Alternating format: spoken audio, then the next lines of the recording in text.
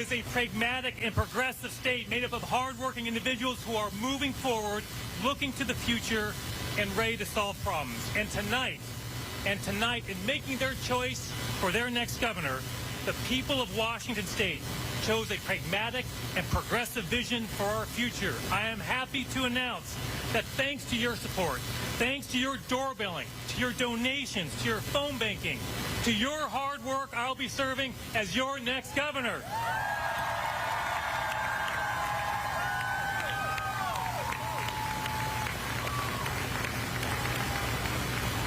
And because of your hard work, Washington State is contributing its electoral votes to try and send Kamala Harris to the White House.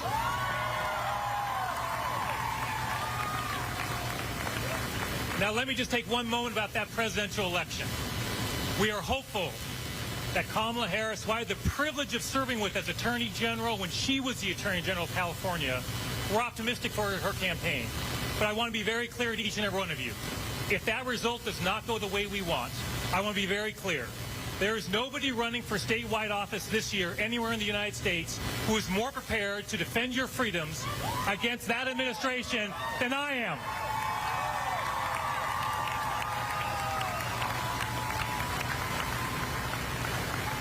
And I'm excited that if that day was to come, I will have the best partner to be the next Attorney General, Nick Brown, to help me in that effort.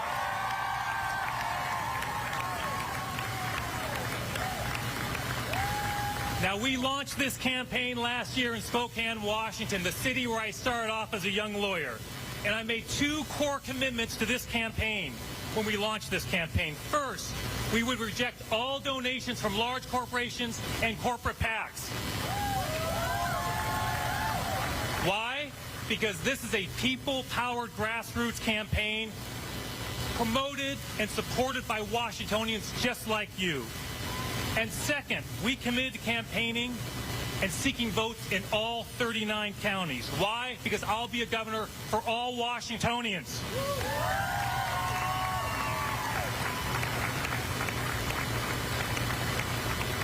Now, we could not have this decisive victory tonight, and it is decisive, without the help of my incredible campaign team led by Catherine Bodman and Bailey Burgess. Give it up for both of them.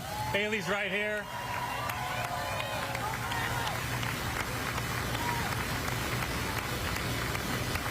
And I also want, look, campaigns are tough. And I appreciate Dave Reichert stepping up and running for governor. He ran a hard-fought campaign. Please join me in a big round of applause and thanking Dave Reichert for his many years of service to the people of the state of Washington.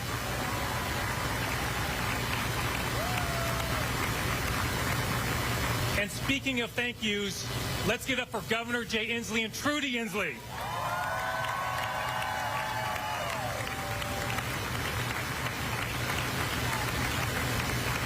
Now, look, campaigns are a family operation. And as some of you know, I'm from a large family of 7 kids.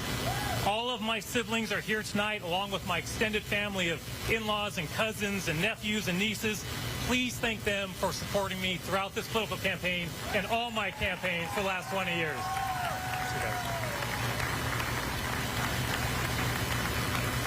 And speaking of family, I'm joined by my wife, Colleen,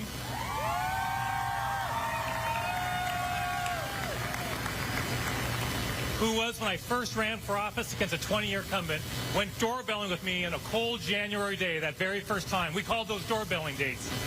And she gave me, for my first campaign kickoff 20 years ago, the crowd was a little bit smaller than this, Colleen, I think. She gave me this red tie as a good luck tie. So please give for Colleen, a great educator, a great mom, a wonderful spouse.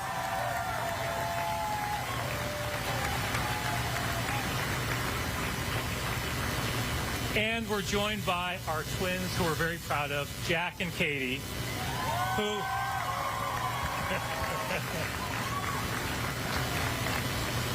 who created a popular Instagram page for the campaign that many of you follow. We have a cat named Peter. The Instagram page is Peter for First Cat of Washington State. Peter now has more Instagram followers than I do. Find him on Instagram and follow. Peter for First Cat. Look, Jack and Katie starred in our first campaign ad. You saw them in that first ad. Katie appeared in that ad with her entire softball team. Her team's in the house. Seattle Spice, the coaches. And Jack appeared in that ad alongside me on a trail with our backpacks on. Jack and I are working on climbing the 100 highest peaks in Washington. And Jack, I'm looking forward to more peaks this summer, right? We'll knock them off. Now look, Jack knows that climbing a mountain, a challenging mountain, begins with a fundamental truth. You start with the first step.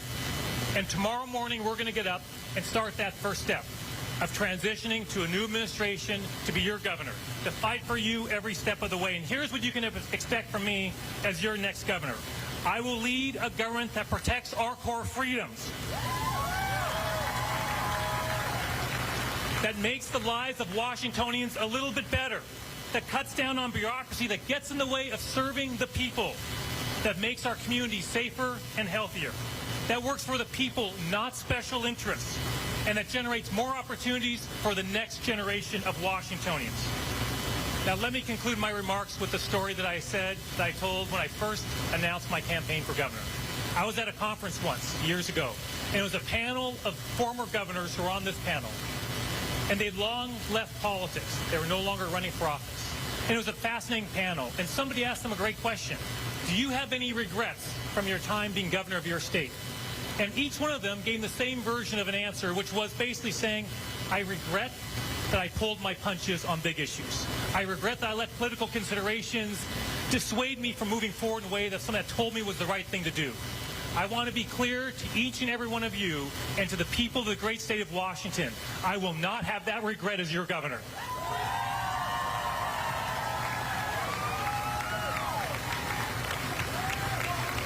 As your Attorney General with a fantastic team, we fought for you every single day. We did not pull our punches. And as your governor, I will center you, each and every one of you, red counties, blue counties, Republicans, Democrats, independents, you are top of my mind. I'm thinking of you, will advocate for you, will make Washington even a greater state than it is today. Thank you so much, everybody. Let's go get them. Thanks, everybody.